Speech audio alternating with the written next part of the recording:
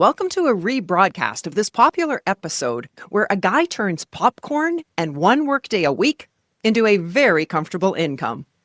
You could make a very comfortable living just the popcorn business, working one day a week, but I want to grow myself financially and my retirement. Another thing about self-employed, we don't have a retirement, right? That's on us. So you got to be smart about it and think about long-term game. I'll keep doing the markets as long as they'll let me.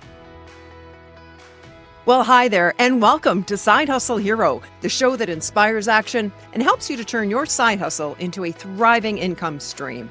I'm your host, Joan Posivy. Yes, you heard him right. A comfortable living working one day a week selling popcorn. Today's guest, Jonathan Schuit, has been doing it now for years. He knows popcorn, but more importantly, he knows business. This episode is actually less about popcorn and more about learning from Jonathan what he looks for when considering a new business.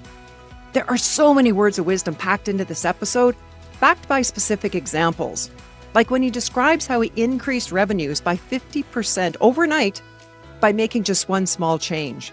And then a year later, increasing revenues again by 50% by making yet another small change. And you can apply these ideas to so many side hustles.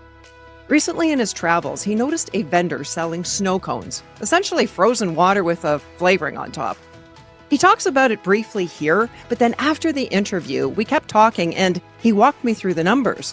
And fortunately, the camera was still rolling, so I'm including that exchange here too at the end of the episode. And the numbers, they're gonna blow you away. Now here's my conversation with the savvy entrepreneur and popcorn guy, Jonathan Schuit. Welcome, Jonathan. Thank you. I'm a huge fan of farmers markets, both from the consumer side, but also as a vendor. I think it's a great way to test out a product, hone your sales skills. I actually did it as a side hustle and it was really profitable. What was your introduction to the markets? So my parents were actually beekeepers, and back probably close to 20 years ago, they always wholesaled their honey. Okay. And there was a big price drop where it's like they got pennies per pound. And basically they couldn't afford to keep producing the honey at the wholesale prices. So basically they couldn't turn a profit. I had family members that did farmers markets and they sold fruits and vegetables there. And so we ended up going to our local grocery store and just picked up some plastic little tubs that you put like salads and whatnot and filled them up with honey and took them to the market. All right.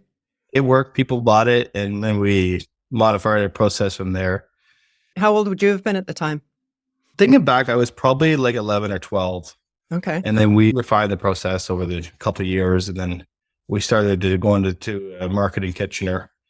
And there was this guy there selling popcorn. And I always wanted a bag, but my parents would never spend $5 on a bag of popcorn. Good 16 years ago now. I was just a kid. I figured if I helped him clean up his garbage at the end of the day, he might give me a bag. And sure enough, he did. Nice. But I did that every Saturday. So I got a free bag of popcorn every Saturday and I was ecstatic. Okay. So this business owner of the popcorn, he was happy because he got essentially free labor. It just cost him a bag Basically of popcorn. free labor, That was it. Okay. Yeah. And the next summer, I wanted to do the same thing. And so he offered me a job and he gave me $100 cash at the end of the day. Really?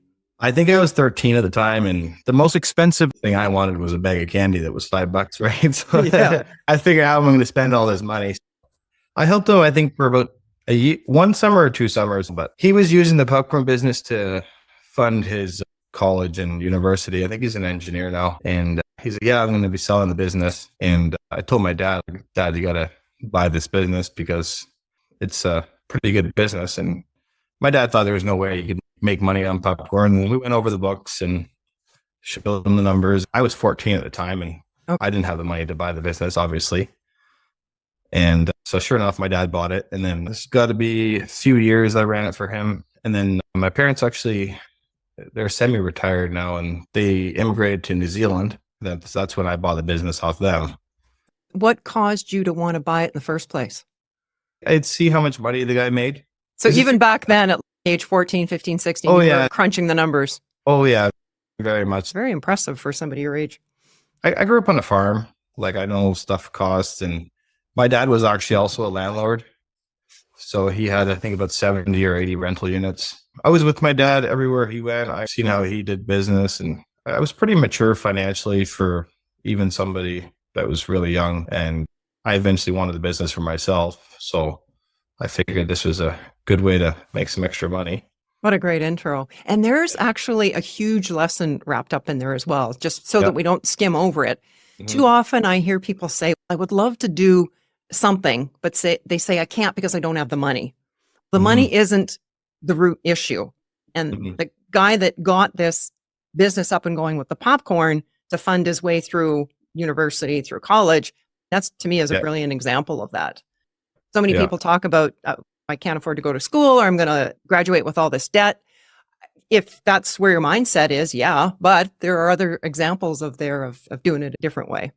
And there's a will, there's always a way. And Yeah. quite often starting a business, it doesn't take a huge amount of financial, certain businesses, yes, but if you got enough drive and you're willing to do what it takes, yeah, it can be done. Even if you got to utilize credit cards, I know that's not always a great option, but hey, if it's a means to an end short term, yeah, it's a great option. And if you can And see how you could move to profitability, yeah. exactly, yeah. And in his case, it provided him cash flow throughout his school years and then a payout when you bought it. Exactly. How much did you pay for it? Do you remember? It was $30,000 for the business. Okay. So that Yeah. would have been obviously equipment, inventory. Yeah, there wasn't really much inventory. You could just buy inventory as you go. You buy a couple months supply and that's that. It's pretty insignificant. It's mainly just the spot and basically the rights to sell it there. It would be worth a lot more now, but the business also didn't generate what it generates now either. So Right. Describe how that's set up, because it's either different country to country, province or state, and or perhaps the size of the market. So Mhm. are you saying that this is almost like a piece that you lease that you can turn around and resell? At the market, it's an honor system. We've been there first, so they won't allow anybody else in there. So Selling popcorn, you mean? that's correct, yeah. Okay. So if we didn't buy it off this guy, he would have to officially quit, and then we would be allowed to submit an application to hopefully get accepted. But there would probably be somebody else in front of us that already had one in line. So what was your motivation for buying it? To buy stuff. I just wanted to make money. Honestly, I And didn't have popcorn. my parents, they sold the honey at the market and I was bored. I went there to hang out and obviously I didn't really make any money because I really wasn't doing anything much. But there was times that you were doing more than not much, because I don't know if you're aware of it, but there's a video out there online of you as a teenager attending the bees. And the thing that I really noticed, number one, your age, and you weren't wearing any kind of a beekeeper suit. Yeah, that's a very old video. That was a interview that we did. I wasn't wearing any protective gear because when honeybees are very different from any other type of bees and people don't really realize that. They're Okay. very passive aggressive, if you want to call it that. They don't really attack you unless you're screwing with them. Okay. Oh, and if they're out collecting honey, that's the main focus that they're doing. Just because you're standing there, you're not going to get stung necessarily. Exactly. Yeah.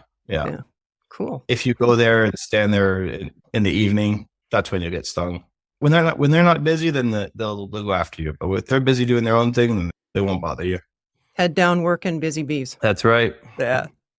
So you bought the business, and I would imagine there was some ideas rolling around in your mind of how you could increase sales. Hmm. Did you put some of those to work? What did that look like?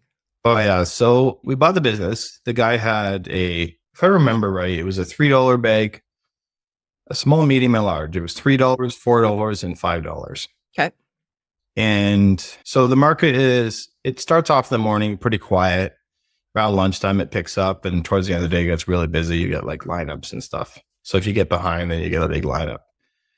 And I realized that people are very much followers. So let's say one person bought a small bag. The 30 people in line behind them, they seen the person in front of them. Yeah. A small bag. And literally everybody would buy a $3 bag. Really? So then the one day I decided to eliminate the $3 bag. So we just have a small and a large. Okay. And then they all bought the small bag again, but it was the medium bag. Instead of making $3, I was making $4. Wow. Very odd people, like one in a couple hundred complained about it, but it was very insignificant. But at the end of the day, they still bought the bag. And then I think the following year, I just said the only largest from now on. So I only had one size bag. And what kind of pushback did you get on that, or how did it affect sales? Virtually none, because once people see that you making the popcorn, they smell it, they try a sample. If they have in their head, if they're going to buy a bag, whether it's $3, $4, or $5, it's an insignificant amount.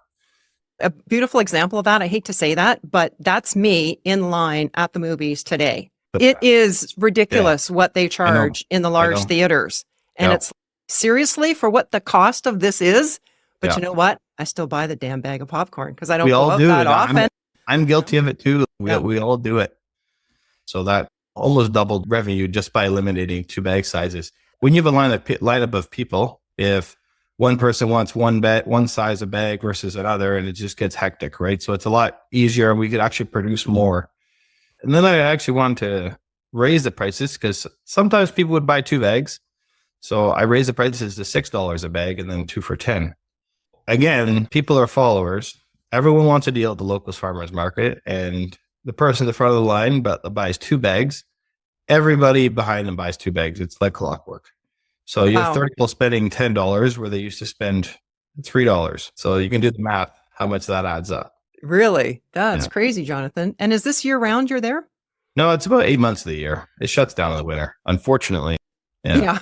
The market stays open, but no one goes. It's -10, -20, and to go hang out there. It's mainly a summer thing.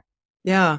To be honest with you, I don't really see a downside. I used to be in the deli business and the flour business. So you're dealing with perishables. I had 2 or 3 days. With popcorn, man.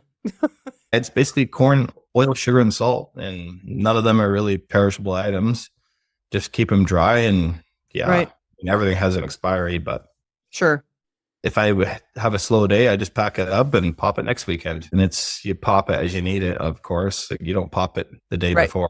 Yeah. And that's part of your, it's part of the whole show, and it's the commotion, it's the noise that you're making there, and it's the smell. And the smell. Oh, yeah. Yeah. Do you do that 2 prices, one for real butter and one for the fake stuff? No, it's not even butter. It's just coconut oil. It's kettle corn, There's no butter. There's no dairy actually in it. Oh, it's caramel corn. It's not actual like popcorn. Technical is kettle corn. Okay. Like the stuff that has the brown coating on it, kind of. Yeah, it's like that, but it's with white sugar, not caramel. Okay. So basically just white sugar, and then you pour that in basically the oil in the corn. The corn pops, then it puts a little glaze of sugar over it. Super unhealthy, but hey, it's great. It's not like you're living off of it. You are, but you're not eating it. For sure, yeah. How many hours a week are you working on it? I just do Saturdays now. Thursdays, I used to do them for a while. It was just really slow, and between my other business and this, you can't do it all.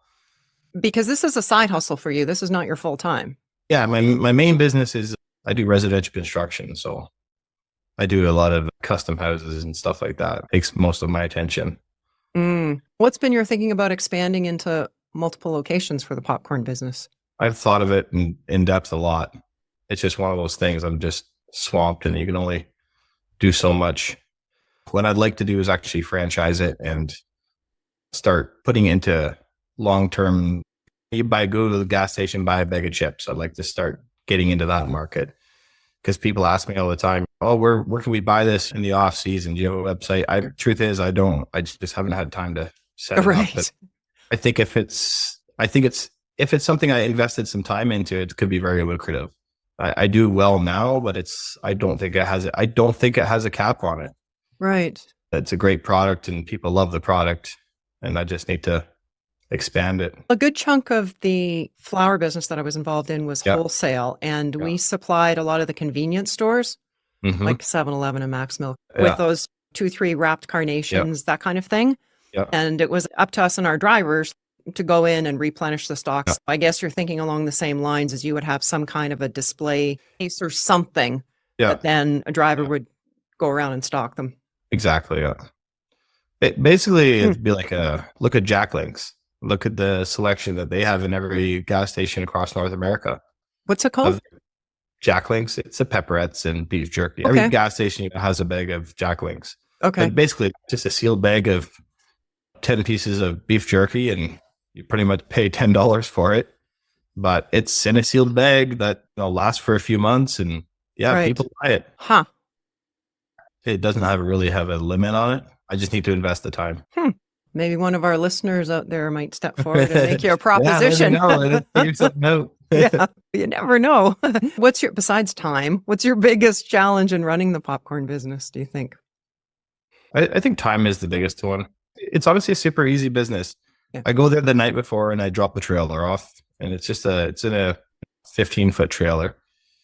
I drop the trailer off the night before just so it frees up my Saturday morning. Okay. I actually have workers that go there in the morning, set the business up, and then the first 3 hours, pretty much no one's buying popcorn. So that allows me to do a bit of running around actually for the construction business and get supplies for the week after. And then I go right to the market after that. I go do that till probably 4:30 on a Saturday, and then I pack it up. And you got somebody actually running and selling it in the morning while you're that's correct, doing the running around. Okay, so you've got a part-time staff person working. I get 2 Mennonite girls that help me out on Saturdays. They like it. Super happy to have them, honestly. They're actually great because sometimes if I need to take a full Saturday off in my slower season, I can do that. I try not to do it too much because I like to be there myself. And it gives you the ability to see what's happening in the market and potential changes or like those opportunities. Damn, why have we got 3 different size bags? Exactly, yeah, and it's very inefficient. Back to the movie theaters, I haven't been in a couple of years, but the price difference between the small and the large is basically none. The small at the movie theater is pretty much the same price as a large. And I see. From the consumer standpoint, one might be $17 and the other 20 or something. Exactly, and they do that for a very specific reason because you do have that odd customer that wants some popcorn. Okay. But they just don't want a big bag and they don't care the price of the smaller bag. So that's why they have that option. But at the farmer's market, it doesn't matter as much because you're not carrying a drink and candies and popcorn. You're having to set everything up Sunday and basically take everything back down again.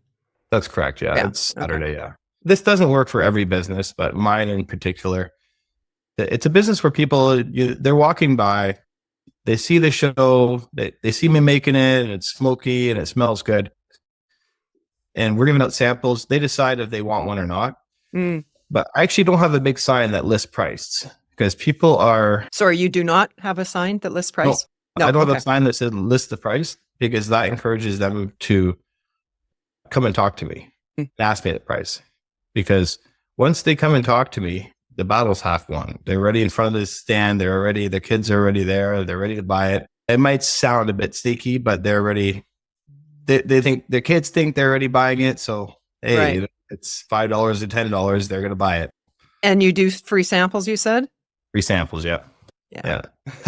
If they're already 50% sold by the time they step up, then it's over the line once you extend that free sample. Over the years, I've raised my prices, of course. Like I'm up to, I think it's $10 a bag now, but I do 2 for $15. So I really want $7, $8 a bag.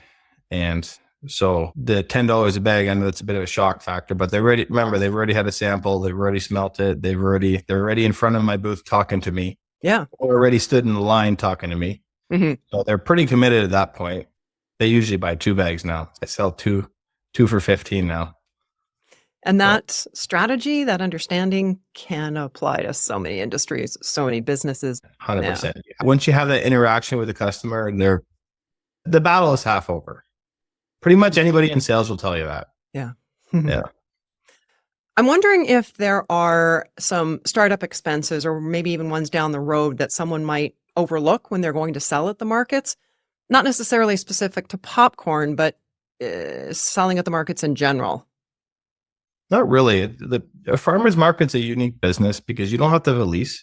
Right. Depending on your business, you don't have to have insurance. For myself in particular, I do have to have insurance, but it's very insignificant because it's just liability insurance for 1 day a week. Right. So I don't have to sign a 5-year lease. I can go there, pay my whatever it is, $50 to $100 a day.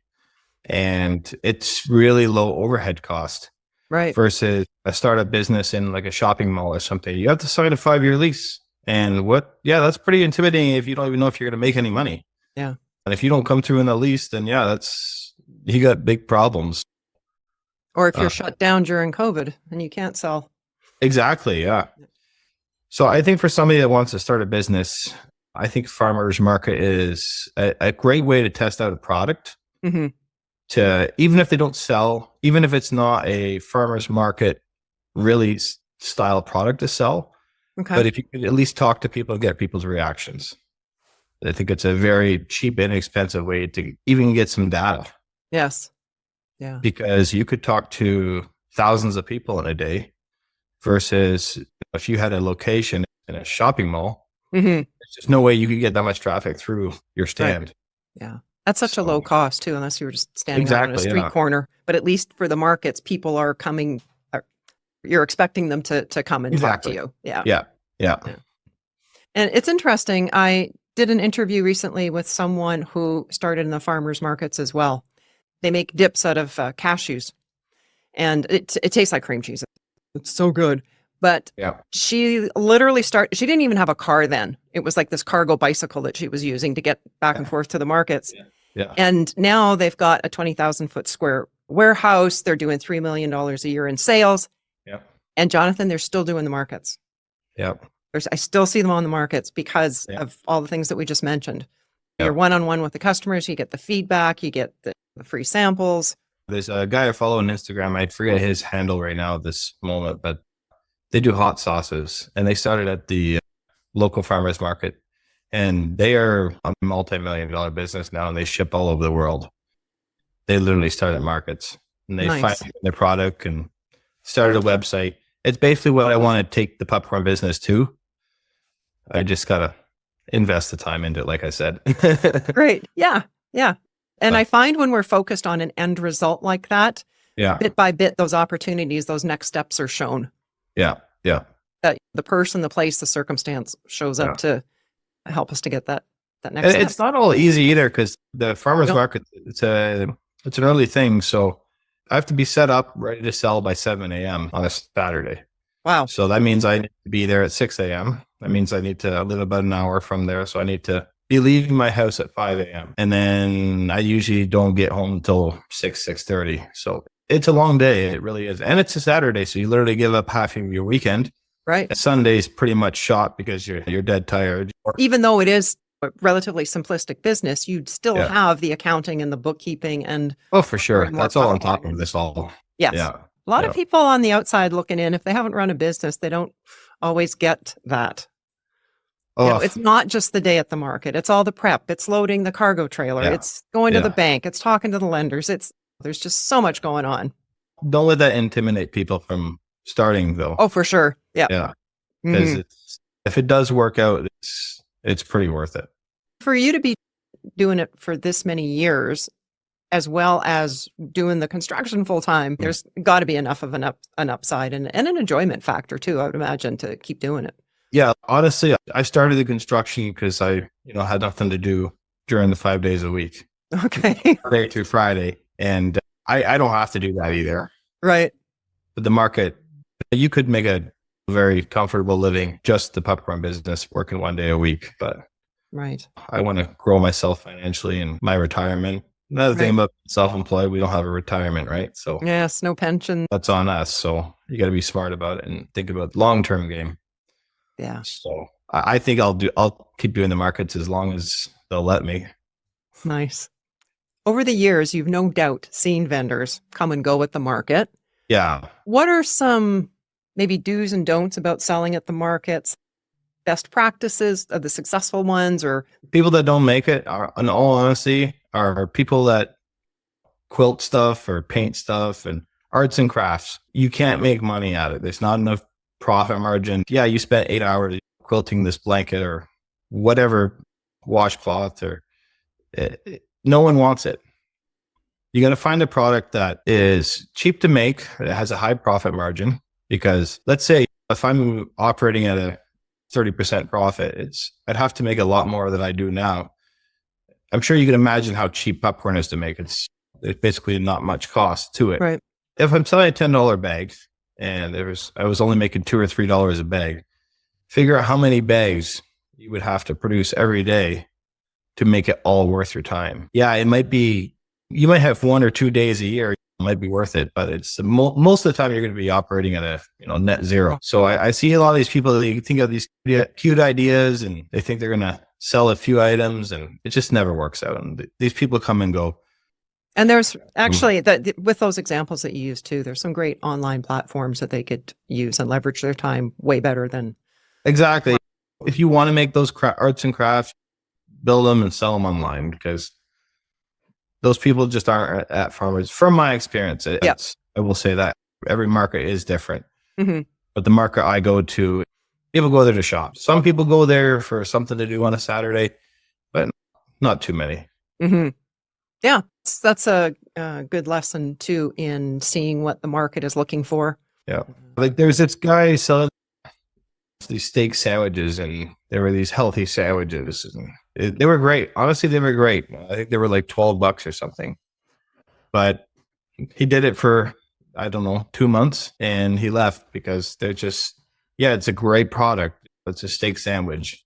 It's got a big chunk of meat in it, but that big chunk of meat is expensive. So his profit margins were slim. Yeah, right. He thinks, okay, if I made 200-300 sandwiches in a day, I made this much money. But time you buy everything, and you got to crunch the numbers. Yeah, for sure.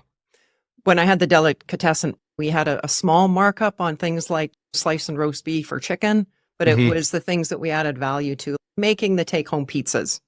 Exactly. Those types of things. Yeah. Yeah. And frozen yogurt machines. There was a really nice markup in that. So that was a very good one. Really? And we were the first in town with it as well. So it was the talk of the town. Yeah. Another thing that I've seen a guy, he had this cute little John Deere ice cream maker. Whoa. A John Deere ice cream? It's painted up like a John Deere. It's like steam powered, and it's like this old fashioned ice cream maker. John Deere tractor, just for someone who's not familiar with. Yeah. For sure. Yeah. So you have this old fashioned contraption, makes all kinds of noise. Yeah. It looks attractive, but it takes 20 minutes to make 5 ice cream cones. Do the math. You're charging $5-6 for an ice cream cone. Right. If you started at 7 a.m. till 4 p.m., you'd line up with people. How many ice cream cones can you produce in this time period? Right. That works. But the thing is, the market, people don't start buying ice cream at 7 a.m. They start buying ice cream at 11 a.m. and till 3 o'clock, and then they want to go home. And if it's a cold and rainy day, they don't make anything. I will say what would work, which I wanted to do, but there's other people at the market already doing it, is a lemonade stand. It's super cheap to start. You can buy bulk lemons for next to nothing, and it's water. It's distilled water and ice. Throw a couple strawberries and blueberries in the drink, and they charge a fortune for flavored water.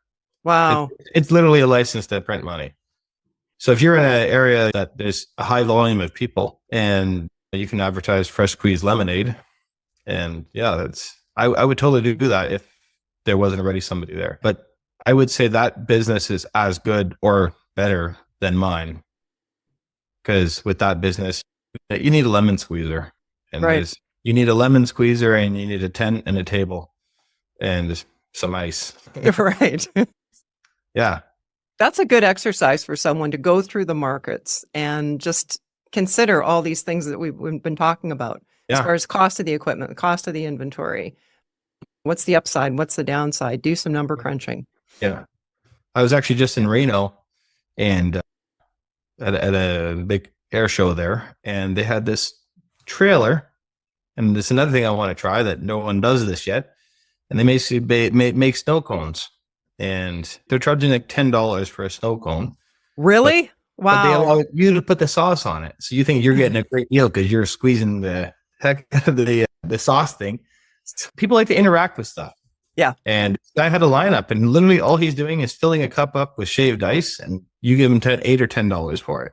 It was a ripoff, but that's crazy. A revolving lineup. And that's one of the things I love about traveling, is being exposed to different things that aren't happening in our neighborhood. 100%. Yeah. Yeah. And that was the case actually with the frozen yogurt machine. It was actually a trade show that I saw it at, and they were just coming out at the time, and we thought, this would be a great idea.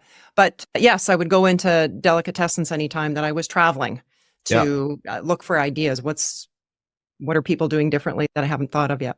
I would have never have got into the popcorn business if I stayed on the farm. My parents never went to sell honey at the market. Somebody came up and told me that, hey, there's a market an hour and a half away that you could make some popcorn and sell. I'd be like, you're crazy. You'd have to see it to believe it. Yes. And having that guidance is so important too, that it was Yeah. even on your radar, like to have that instilled early Yeah. on for you. So awesome. So hats off to your parents. Yeah. There's so many businesses that they're proven to work. You don't have to reinvent the wheel with this stuff. Mhm. You don't have to create a new invention to make money. Sometimes you just need to copy somebody else. Copy and paste in a different location and it will probably work. So what's your best tip, Jonathan, to inspire others to start or grow their side hustle dream? Best advice, just start and then just keep going till it works. I know it sounds cliche, but don't give up. And there's a lot of millionaires that could have given up many times and they didn't. That's so true. There's usually more failures than success stories, and you just got to find what works for you, what works for your area, whether it's a market or really anything. And pretty much anything with a lot of persistence and hard work will eventually work out. That's another point I wanted to say, that I see these people that go to the market and start a business and they got a bad product and they're like, but they think that it's a great product and they believe in the product and they're not making money, and they'll go a couple of years not making money, but they're like, someday it might get better. But if you can't make money, obviously in a reasonable amount of time, you're never going to make it.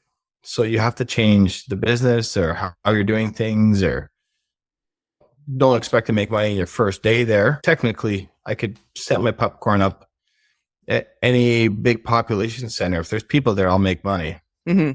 Awesome. Thank you so much, Jonathan, for sharing your popcorn story, your insights in running a part-time business, and for being today's side hustle hero. No problem at all. It's my pleasure. As promised, the following is an excerpt from my post-interview conversation with Jonathan. We both bought a snow cone. I think it was $8 or $10 US. It was ridiculous. Man, but you should have seen the lineup. And I'm like looking into it. I want to start. So, I'm really surprised it goes, because it's just like this chemical that you're putting on top. It's not even real food. I look at this guy. He had a cute little like bubble trailer with his AC in there and his debit machine. And yeah, it was just a machine with an electrical motor on it that shaved this big block of ice, or not even a block. He just threw crushed ice in there and he had a freezer behind it. Yeah. Like I could set this thing up for $5-10 grand. And I guess there really isn't a guideline as far as how long something would need to pay you back over. It would really just depend on the person's preferences as well. Just if it just lets you use a figure of $5 grand for the snow cone machine. How many of those do you have to sell for the pay? Yeah, but I looked at what Buddy was making in Reno, and I think you could pay for this whole setup in a weekend. What? Yeah, the guy was making. I know the numbers. Sure. Because I'm charging. My price point is similar to his, and when I have a lineup, what I can make in an hour is he could easily do that or more, because his is a faster turnover, because he's getting a customer every 60 seconds, 80 seconds. So if you have a calculator here, if you do, I think it was $8 US. That's $10 Canadian for easy numbers. Sure. Times, let's do $8. Let's go really conservative. Okay. Okay. $8 times, let's say 50 customers an hour equals, and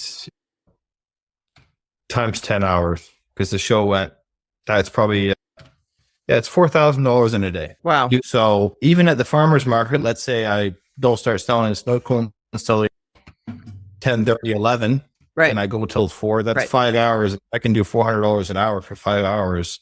That's $2,000. Yeah. And that show at Reno, how many days was it? 5 days. Wow. Yeah, he would have made $20,000 in 5 days. One employee. 99 people out of 100 would walk by there and just see the snow cone. Yeah. But you're like, ka-ching. So many businesses don't take a lot of money to make money, and people don't realize that. Yeah. I got a friend, he does a landscaping business. He's got an old pickup truck, an old trailer, and a lawnmower and a weed whacker, and he makes more money than pretty much all my friends that have cool jobs. Yes. Yeah. Yeah, like you said, with the garbage collecting thing, it's not very sexy, but Right. I like being able to buy stuff and have money in the bank and grow financially. And that particular industry, there seems to be a demand because there's been a couple of locations when I've tried to hire people to do Yeah. that kind of work and they're hard to find. Yeah. And the last person I hired, you're charging me how much? It was crazy. So The trip that we went out to Reno, mhm. the money that I made on Saturday paid for that whole trip. I love Yeah. that. Yeah. Very So- cool. I hope this episode has provided you some light bulb moments that you can apply to your situation. Whether you're looking at tweaking your side hustle to increase profit, scaling it, or starting a brand new venture. It's fun to do the number crunching. Let me know what you think. Well, that's a wrap for today. If our chats are sparking your entrepreneurial spirit and providing valuable insights, consider showing your support by visiting sidehustlehero.com/support. That's where you can shoot me a virtual coffee. It's a real thing and a fun way to give the show a caffeinated thumbs up. Thank you so much. In the episode description, you'll find links to the full show notes, which live at our website, sidehustlehero.com. While there, be sure to grab a copy of my 28-page guide called Smart Start, From Idea to It's Live in 7 Steps. It walks you through the core things to focus on, including a checklist of essentials that you need to launch. It's free for now, but not forever. You'll find it at sidehustlehero.com. If you're enjoying what you're seeing in this podcast, it would be so appreciated if you would take a moment and add your comment, share the episode, and please subscribe. It'll let others know that there's valuable content here for them to start and grow their side hustle. Thanks for watching, and hustle on.